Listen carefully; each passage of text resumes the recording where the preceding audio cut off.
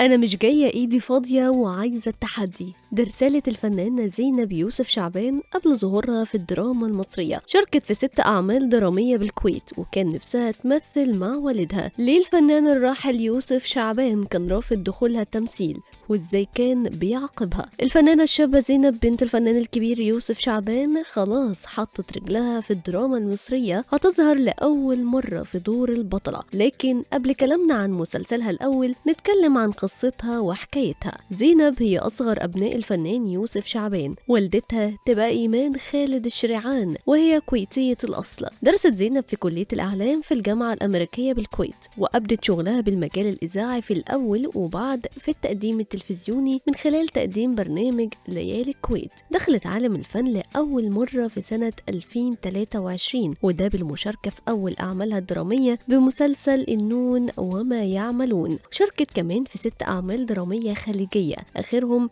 بيت حمولة. أكدت في لقاء تلفزيوني سابق ليها إن نجاحها الفني وموهبتها ورثاها من والدها الراحل الفنان الكبير يوسف شعبان، لكن قالت مفاجأة إن باباها كان رافض إن ولاده يدخلوا مجال الإعلام أو التمثيل، لكنها أقنعته إنها تدخل كلية الإعلام وإنه اقترح عليها تخش المجال الإذاعي عشان يفتخر بيها بعد كده، وقالت إنها حققت رغبة والدها. وضحت زينب إن أسباب رفض الفنان الراحل دخول ولاده مجال التمثيل لأنه كان حنين وعارف صعوبة التمثيل، لكنها كانت بتسعى إنها تثبت قدرتها قدامه. كانت عايزة تشتغل في التمثيل وقالت له شوفني وانت بنفسك هتحكم. كمان كانت بتتمنى المشاركة في أي عمل فني مع والدها الفنان الراحل يوسف شعبان. قالت كمان كانت أمنيتي أطلع في مسلسل يجمعني بيه. وعن علاقتها مع والدتها قالت إنه طول حياتها ما ضربهاش ولا مد إيده عليها وكان بيصحح تصرفاتها بحنية. قالت كمان بابا كان مسميني وزة، ما قاليش اسمي غير مرتين في حياتي، عمره ما ضربني وكان بيعاقبني لو نده باسمي. كنت بخاف منه وكنت بروح معاه التصوير وكنت مبسوطة جدا وانا معاه. اتكلمت عن طبيعة حياتها وان نصها مصري ونصها كويتي